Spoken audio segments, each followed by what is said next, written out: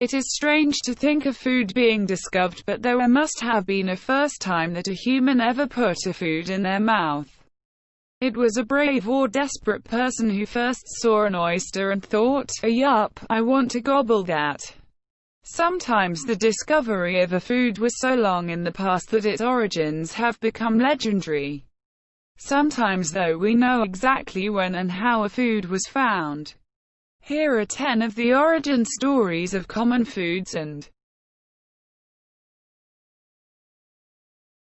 tea is one of the most famous beverages on the planet.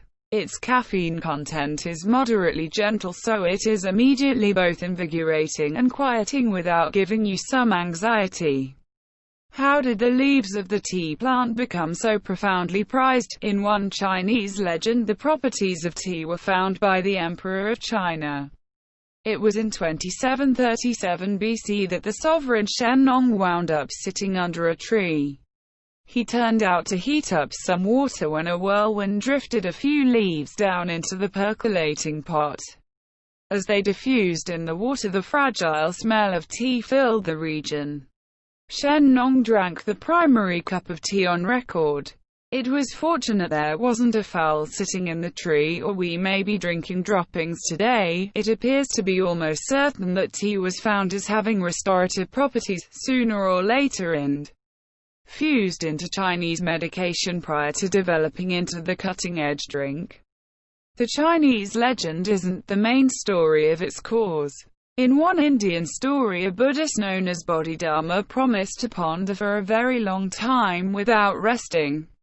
At the point when he nodded off following 9 years, he was so irate he removed his eyelids. At the point where they struck the ground, they changed into tea plants, and tea became one route for priests to fight off rest.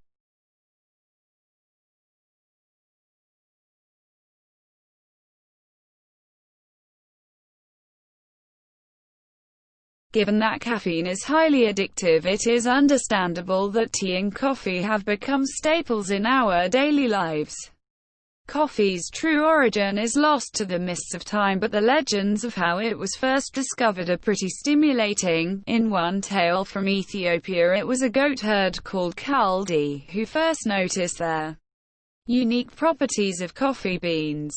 He happened to be out with his goats when he noticed them eating berries from a certain plant and then getting frisky and leaping about. The goats also did sleep that night. When he told local monks about his discovery, they found that coffee helped them stay up to perform their prayers late at night. In an Islamic story, it was an exile from Mecca who found himself starving in the desert. When he chewed on berries from the coffee tree, his hunger went away, but they were too bitter. So he roasted the beans, but they became too hard. Next he boiled them to soften them, but instead found the water converting into a delicious brew. Coffee the drink was born, too.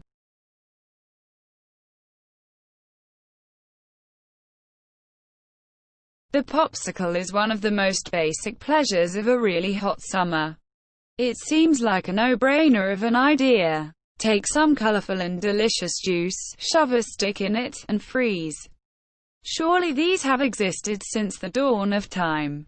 In fact, we know the exact moment they were first created. It was in 1905 when their young boy called Frank Epperson decided to make some soda by mixing powdered drink and water with a wooden stick. He got distracted, however, and left his glass of unfinished drink in the back garden. When he returned the next morning, the drink had frozen solid and the stirrer gave it a handy handle. Epperson named his invention the Epsicle and even gained a patent on his invention that was a frozen confection of attractive appearance, which can be conveniently consumed without contamination by contact with the hand and without the need for a plate, spoon, fork, or another implement. The name Epsicle didn't win many fans, however, so it was rechristened as the Popsicle. When it failed to make Epperson much money, he sold the idea to a company who added a second stick, making the snappable frozen treat we know today.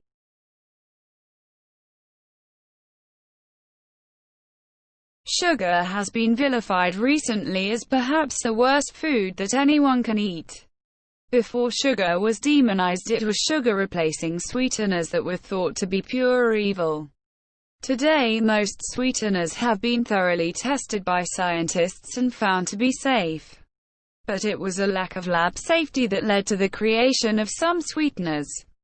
Aspartame was discovered when a scientist called James M. Schlatter was working on an anti-ulcer drug in his lab.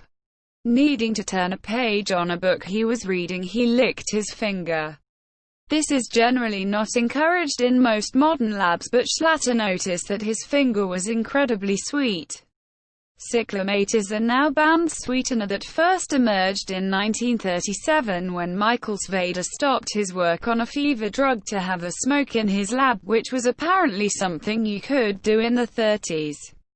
Sveda found his cigarette was sweet and realized he may have discovered an artificial sweetener.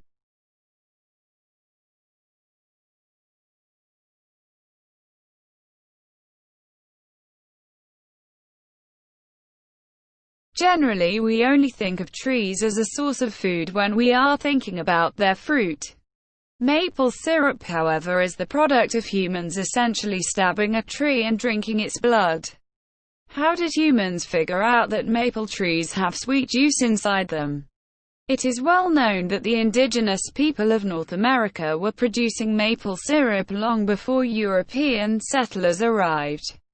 Maple syrup does not come out of the tree in the form we pour it onto our pancakes. The syrup starts as a watery fluid and must be boiled into a thick syrup. Indigenous people did not boil maple syrup though. They would leave maple sap out in a shallow vessel, and when the water froze, the syrup would be left behind. According to one legend, Prince Glooskap found that his people were slacking off their work because they were drinking syrup straight from a tree. To stop this happening again, he added water to the trees and made the sweet fluid only rise up in the trees in spring. Some tribes named Nen or Boju as the god who stopped maple syrup forming in its pure form in trees. A more realistic origin for maple syrup comes from the tale of Mokwa. When she was cooking some mousse for her husband, she ran out of water. Unable to locate any, she used the sap from a maple tree. During the cooking, it boiled down into a syrup that apparently goes really well with moose meat.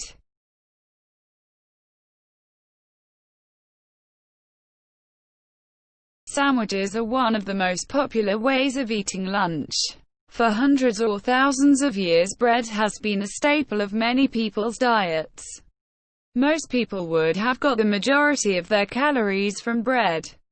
A lunch would have been a loaf of bread and some other thing to give it a bit of flavor. We can't know who the first person was to cut their bread and put their meal between the slices, but we do know who popularized it. John Montagu, 4th Earl of Sandwich, lived in the 18th century in a Britain that was heavily addicted to gambling. The aristocracy would spend their time at the gaming tables winning, or more often, losing fortunes. For some, like the Earl of Sandwich, even a moment away from the table was a moment lost.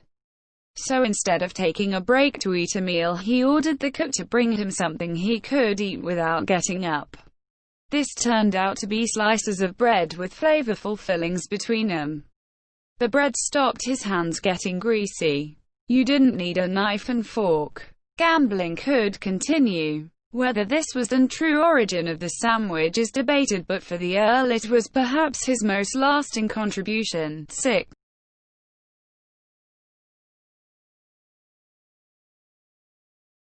Tofu is a rather bland ingredient with quite the colorful origin. It has a long history that dates back at least 2,000 years.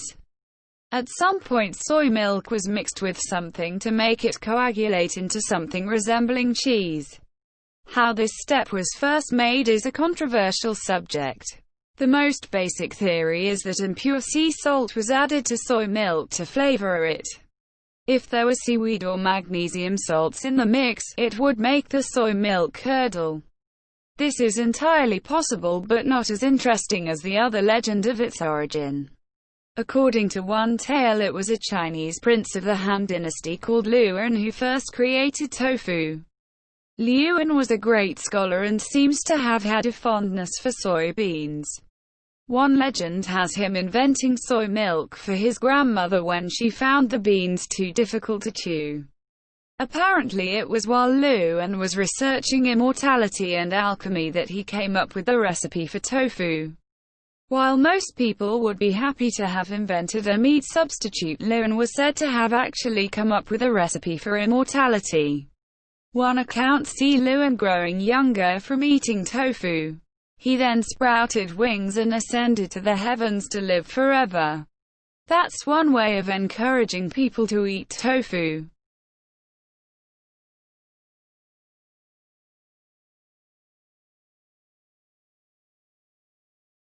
Famously, champagne is only really champagne if it comes from the Champagne region of France, otherwise it is just sparkling disappointment. Considering the social cachet that comes with the name champagne, it is easy to see how legends could spring up like the bubbles in a glass.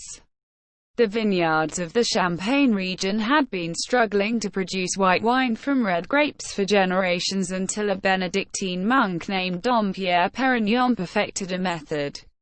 There was one problem though: his wine had bubbles in.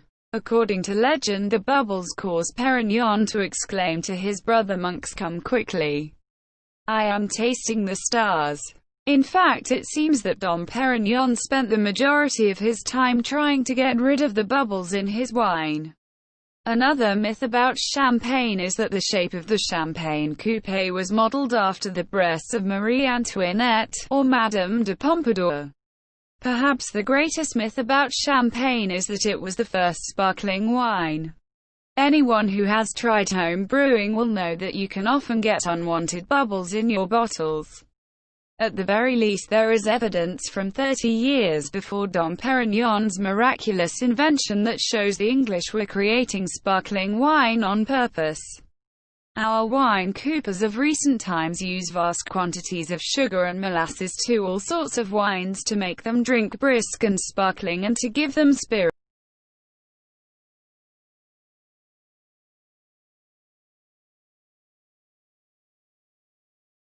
English food has a questionable reputation abroad, and the origin story of Worcestershire sauce is unlikely to change that.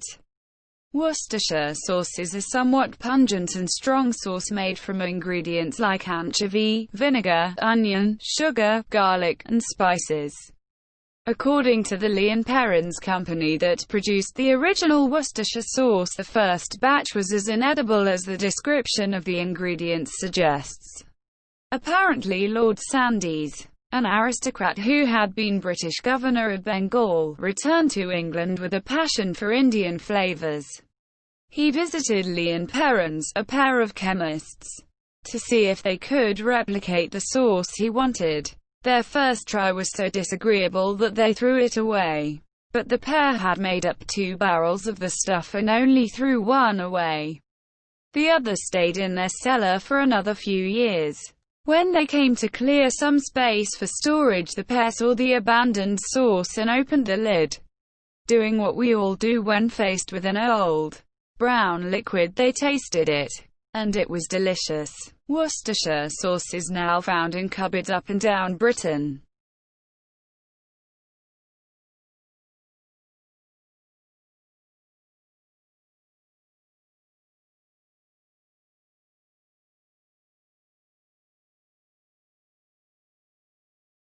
If you believe everything you read online, then you no doubt already know that Kellogg's cornflakes were invented as part of a crusade against the evils of masturbation. Like most facts that appear on the internet, things are a lot more complex and weirder than they seem. It is true that Dr. John Harvey Kellogg, inventor of the cornflake, was a doctor, nutritionist, and religious man with some strange ideas. In his books he revealed that masturbation was the cause of a variety of illnesses, from epilepsy to fickleness to bad posture. One of his cures for these problems was bland food and plenty of it. Other cures were inserting silver wires into the foreskin and dabbing the clitoris with carbolic acid. Cornflakes could have been part of his anti-masturbation campaign, but they were never marketed as such. The real story behind the creation of cornflakes is just as interesting without focusing on self-abuse, however. The Kellogg brothers ran a sanatorium at Battle Creek. While they were searching for an easy-to-digest food for the patients, they cooked some corn. When they got distracted, the cooked corn was left out overnight and turned stale. Being thrifty as well as health-conscious, the pair decided to cook the corn anyway by pressing them into thick biscuits. This didn't work, but it created thin flakes that the brothers loved. The lack of taste of the flavorless cereal proved a hit, though no data has been released on cornflakes' effect on masturbation. I will say goodbye today until I see a video like this again.